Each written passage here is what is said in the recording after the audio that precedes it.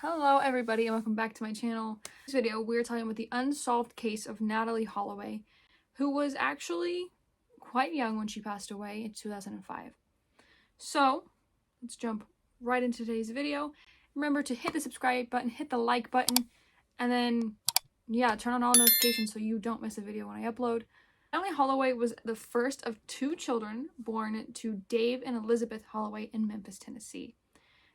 We actually do talk about her mother again. If I call her Beth, it is because she is known as Beth, Natalee's mother. So in 1993, her parents actually divorced, and she and her younger brother Matthew were raised by their mother. In 2000, her mother remarried a man named George Twitty, or they called him Jug. Don't know why, but yeah. He was a prominent Alabama businessman, and the family moved to Mountain Brook, Alabama. So, in May of 2005, Natalee was actually getting ready to graduate from high school. She was getting ready to say goodbye to that chapter of her life. And she actually graduated from Mountain Brook High School, which was located in a wealthy suburb of Birmingham, Alabama. She graduated with honors, was a member of the National Honor Society, and was a part of the school dance squad. And Natalee had plans to attend the University of Alabama on a full scholarship where she actually planned to attend the pre-med track of college. So in May of the same year, 2005, just after graduating, Natalee and her senior class decided to take a trip to Aruba, which was how they wanted to celebrate the fact that they had graduated from high school, and they wanted to go to get tan on the beaches and go to nightclubs and enjoy the first few months they would have of freedom before they went to college. So, on May 26, 2005, Natalee and her classmates actually arrived in Aruba, and this group of kids actually consisted of 124 students and 7 adult chaperones, whether that be teachers or parents that went with them, I'm not entirely sure. And they were to stay at the Holiday Inn Resort near the northern end of the island they were staying on. So, just 3 days after being in Aruba, Natalee met a 17-year-old Dutch national who lived nearby in the town Noord. Don't know if I'm pronouncing that right. And I know for a fact I'm not going to pronounce this kid's name right, so please bear with me. This 17-year-old Dutch national, his name was Hoorn van der Sloot, and he talked to Natalee and her friends as they were enjoying their final night in Aruba. The next day, they were flying back home to Alabama and enjoying the next few months of freedom before school started in September. So, later in the night, Hoorn actually came back to join Natalee at the popular Carlos and Charlie's bar in downtown. Again, these are not names. I'm going to just put it up on the screen. I am not going to try to pronounce that one. And sometime around 1 a.m. on May 30th, Natalee is seen leaving in a car with Hoorn van der Sloot and his two friends, Deepak and Satish Kalpo. Don't know if I'm pronouncing those right either, but... So, later that day, on May 30th, when Natalee's friends were packing up, getting ready to leave, they were not able to find Natalee. They could not, for the life of them, locate her. They went to her room, they saw that her bags and passport were still there and untouched, so they actually went and told a chaperone, who then called Natalee's mother, Beth, and told her that we can't find your daughter. Imagine the terror as a mother, knowing that your daughter went on this trip with 124 of her so-called friends and 7 adults who were supposed to watch her in a completely different country and a completely different territory that you yourself are not accustomed with, and neither is your daughter. That same night on May 30th, Beth and her husband George and some of family friends of Natalee's arrived on Aruba on a rented jet, most likely from George, because once again he is a very prominent and successful businessman. They questioned everyone they possibly could. They retraced Natalee's steps, and this ended up with them ending up on Hoorn van der Sloot's front door. They showed up at his front door, and when they questioned him about what happened to Natalee, he actually did admit he left the bar with Natalee and the Kalpo brothers and drove to a lighthouse, before they drop Natalee off at her Holiday Inn hotel. He even leads the group back to the hotel, promising to point out the security guard that allegedly helped Natalee inside. But Horan was unable to find the security guard. So on June 1st of 2005, Natalee wasn't officially determined to be missing, but this actually didn't stop a group of around 100 tourists and various locals to start combing the area looking for this missing teen. In the coming weeks, the search expanded to include a volunteer team from Texas, Aruban police, Dutch Marines, and 3 F-16 fighter planes from the Netherlands, though none of them could locate any sign of Natalee. So on June 5th, police make their first arrest in the case. Now Natalee is actually considered a missing person, and the police are involved. They are now going to look into the case. And guess what? They made their first arrest on June 5th. The first suspects detained in this case were former security guards of the hotel that Natalee was staying at, or former security guards of a hotel closed for renovation, though these security guards were then released 8 days later. Then authorities would actually arrest Horan's father, Paulus, and a party boat DJ. On June 9th, the police arrest, under pressure from Natalee's family and government officials, Horan and the Kalpa brothers. They had now completely changed their story. Remember, originally Horan had said that they had left the bar with Natalee, drove to a lighthouse, and then they drove and dropped Natalee off at her hotel, and they had even seen her walk in. Now, guess what? They've changed their story, and the Kalpa brothers are pinning it all on Horan. The Kalpa brothers were now claiming that they had dropped Horan and Natalee off at a beach near the Holiday Inn, and Horan had insisted he had left her there to walk home. He walked home, and she was supposed to walk back to her hotel. On July 4th, a judge orders that the Kalpa brothers be released from police custody. At this time, it was also announced that Horan would be held for another 60 days. There was no reason given for this judge's decision to have these two brothers released from prison or from jail. On July 17th, there was a piece of duct tape with strands of hair stuck to it found on Aruba's northeast coast, and it was sent to the FBI crime lab in Quantico, Virginia. In turn, it would come back to a negative match to Natalee on the 28th of that month.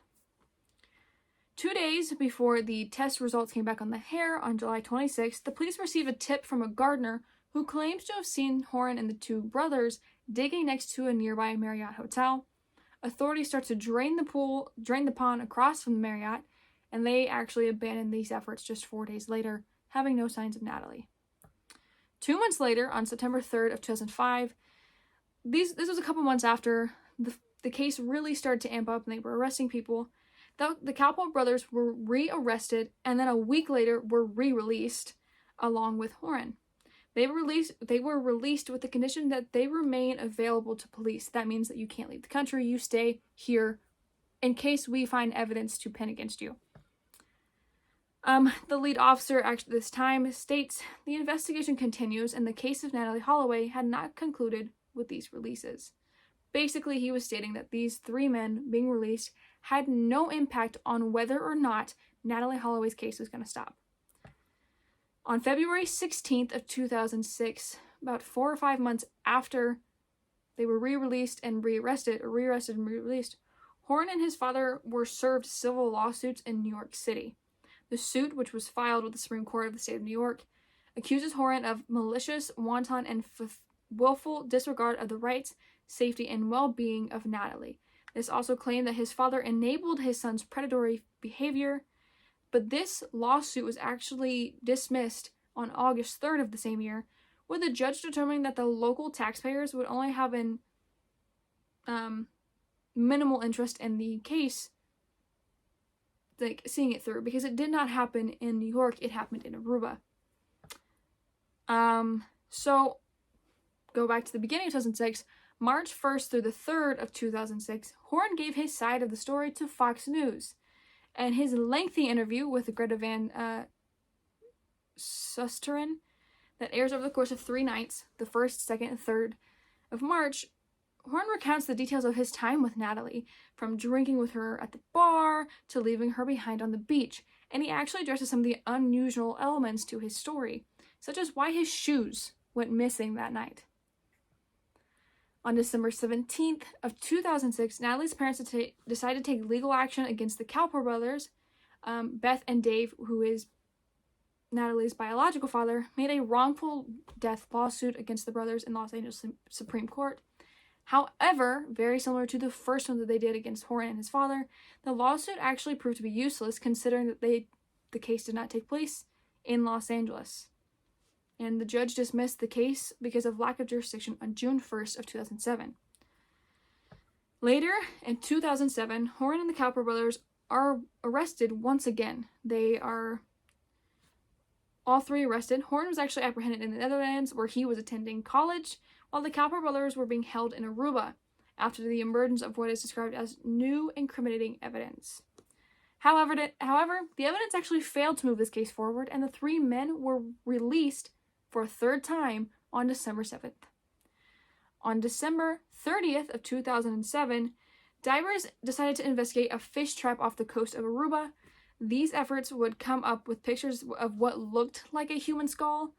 This would become a dead end, and the divers found nothing in the trap. In February of 2008, Horan says that Natalee's body was dumped at sea. He makes claims they dumped her at sea. So basically, in a broadcast of hidden camera footage set up by a Dutch reporter, Peter R. de Vries, I don't know if I'm pronouncing his last name right, Horan tells an associate that Natalee had collapsed when they were at the beach together, and since he was unable to revive her, he had friends help load her onto a boat and then dump her into the ocean from said boat.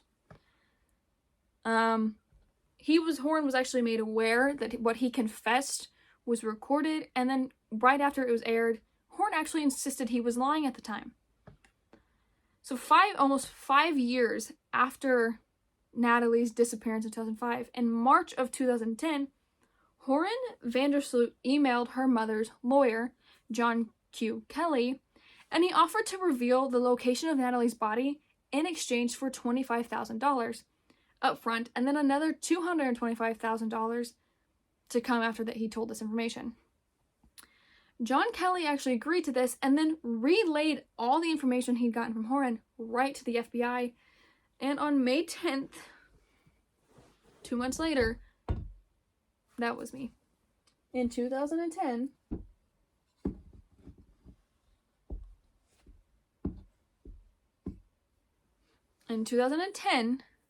on May 10th, 2010, John Kelly takes $10,000 to a meeting with Horan in Aruba. The latter leads the way to a house and says his father buried Natalee in its foundation. That same day, another $15,000 wired itself into Horan's bank account in the Netherlands.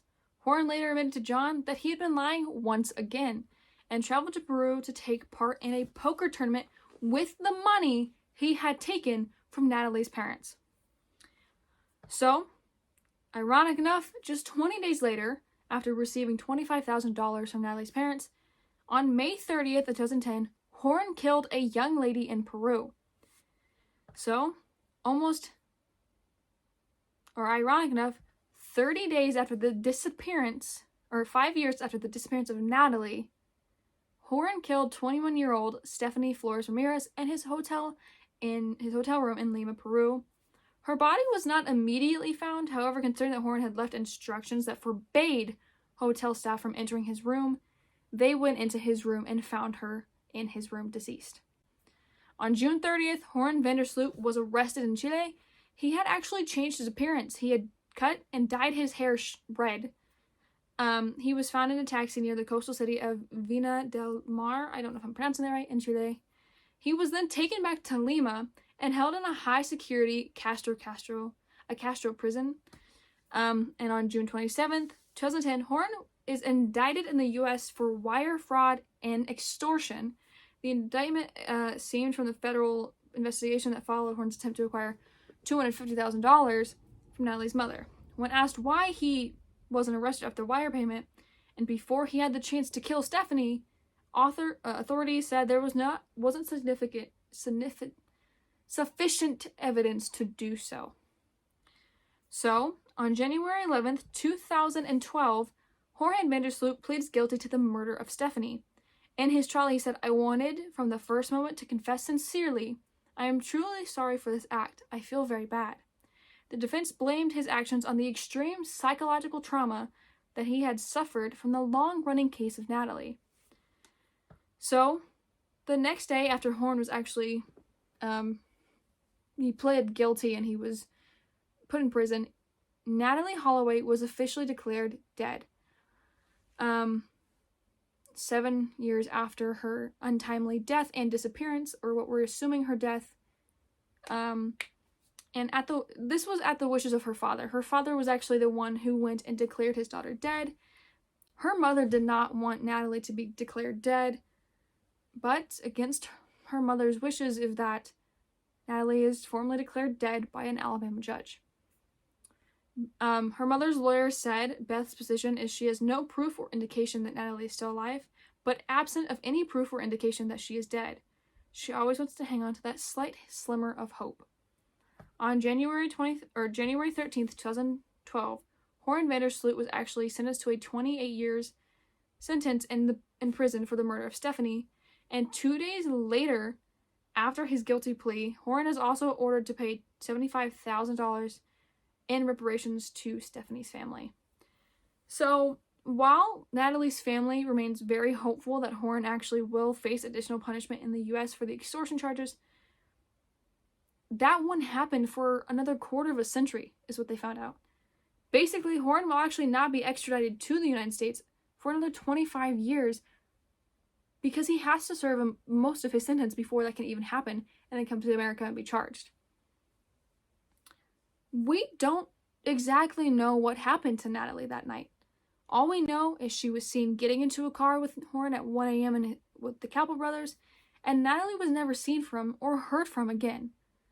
So there are a couple theories. I have them down. And I don't know. The first one, when I read it, I was like, what in the God's earth is this? One of these theories basically states that Horn and Natalee, like he said, were together. They went to the beach, and that she choked on her own vomit after allegedly ingesting GHB, which is a date rape drug. And apparently an alleged accomplice says he was told that Horn had enlisted his father to help hide her body. We don't know if this is true, because Horn has lied about 700 times during this whole case, and the two men, from what I could find, the Capel brothers didn't really say much, other than the fact that they had Horn and Natalee in the car, they dropped the two off, in both stories they told. This same theory basically goes, the accomplice said that Horn dug her body up in 2010, so 5 years later, and apparently this accomplice helped him. The alleged accomplice claimed the two men found the remains buried in a burlap sack wrapped in a blue tarp, then doused the skull with gasoline to burn it before they plummeted the rest to be unrecognizable. Basically arm bones or skull or anything like that. They beat it to death. They beat it. They shattered it. So they could then dump these bones at sea. That is the theory. That's the running theory of what happened to Natalee. But like I said, we will never know what happened to Natalee because no one has come forward with anything. Not a thing. Natalee's mom still has a sliver of hope her daughter could be alive. Her father does not believe that his daughter is alive. And it's been over 10 years. Natalee disappeared in 2005. It is currently 2023. It's been almost 20 years since Natalee disappeared, and there's still have been nothing. There's no sign of her body. There's no sign of what happened to Natalee. Keep in mind, it's the early 2000s. There's not a lot of CCTV footage, and it's in a completely different country. It's in Aruba. So if you have any information about this case, please comment down below, or even research and find what you want. And if you think I missed anything, comment down below what you thought I missed. And I will see you guys in the next video. Remember, you can recommend a case or a video you want me to do on my channel by going to my channel and going to the banner and clicking on the Google form that is up there. And you can recommend either a true crime case, conspiracy, any kind of video you want. And I'll get around to doing it. So see you guys in the next video. I hope you enjoyed it.